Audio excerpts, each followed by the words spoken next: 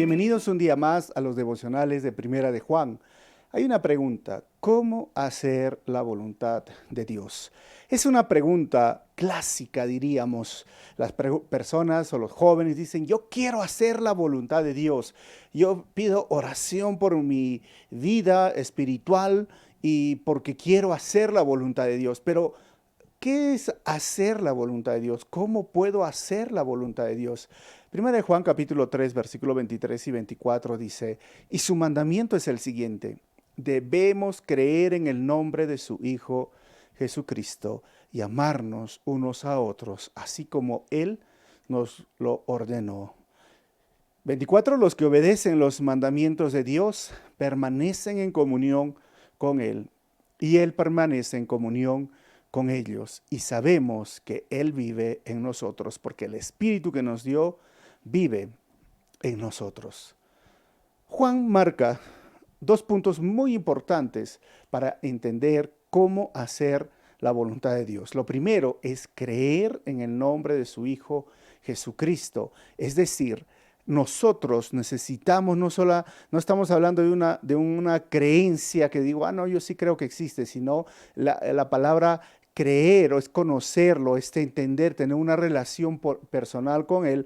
Y al creer en Jesucristo, lo segundo es que yo voy a amar a mi hermano. Y lo tercero es que yo voy a obedecer los mandamientos de Dios. Ahí va el asunto.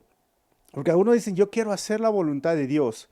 Pero la voluntad de Dios está revelada en su palabra y ha dejado por mandamientos. Por ejemplo, hay muchos mandamientos para los jóvenes. Es de abstenerse de las relaciones sexuales fuera del matrimonio. Eso es hacer la voluntad de Dios. Para el cristiano en general es predicar el evangelio, ser testigo, abrir su boca y hablar de la buena noticia del evangelio. Eso es hacer la voluntad de Dios.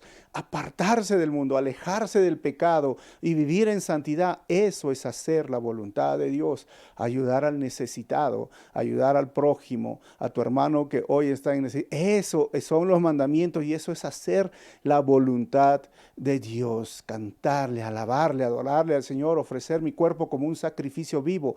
Eso es hacer la voluntad de Dios. Por eso dice el versículo 24: los que obedecen los mandamientos de Dios permanecen en comunión con Él.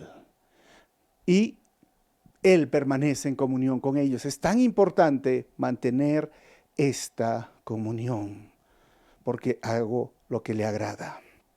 Como en cualquier relación básica y sencilla de pareja o de estar enamorados o de esposos, si los dos nos esforzamos y luchamos por mantener y hacer aquello que le agrada a mi pareja, esto me hace tener comunión. Pero si yo no hago lo que le agrada o lo que yo pienso que le ayudaría a mi pareja, vamos a estar enojados y peleados. ¿Y cuál es la base de esta relación? La presencia del Espíritu Santo, la presencia de Jesús en nosotros. Por eso termina este versículo, dice: y sabemos que Él vive en nosotros. Sabemos que Él vive dentro de nosotros. ¿Por qué? Porque el Espíritu que nos dio vida vive en nosotros. El Espíritu que nos dio ahora está en nosotros. Por eso Pablo decía, ¿no? El Espíritu Santo le afirma a nuestro espíritu de que somos hijos de Dios. Y si eres hijo de Dios o hija de Dios, no te olvides amar a tu prójimo y obedecer sus mandamientos. Esa es la forma de hacer la voluntad de Dios hoy. Así que si sales del trabajo, estás en tu casa, obedece sus mandamientos y ama a tu prójimo hoy día. Dios te bendiga. Nos vemos en el próximo estudio.